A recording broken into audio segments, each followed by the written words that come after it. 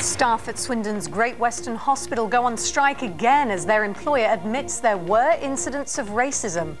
Good afternoon. An investigation into some staff who are employed by Carillion at Swindon's Great Western Hospital has found instances of unacceptable racist behaviour. The investigation was launched after a grievance was brought by the GMB union. It represents cleaners and porters at the hospital who are striking for the 20th time since the start of the year. Well, Sarah Jane Bungay has been looking at the findings of the investigation. So just remind us what the investigation was looking at. Well, Alex, first of all, Carillion runs services, as you said, such as portering, catering for the hospital in Swindon. And many of those employed in those areas are from the Goan community, which has a substantial presence in the town.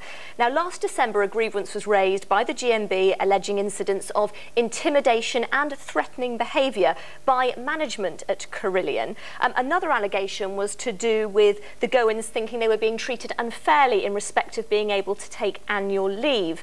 And this has led to some serious industrial action by GMB members. Here are some of the picket lines we've seen over the last few months, and including today, they've taken strike action on 20 separate days.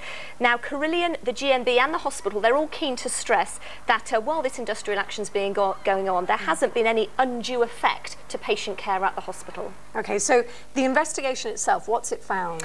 Well, it found there was inappropriate behaviour by one junior manager who worked by Carillion. They've since left the company.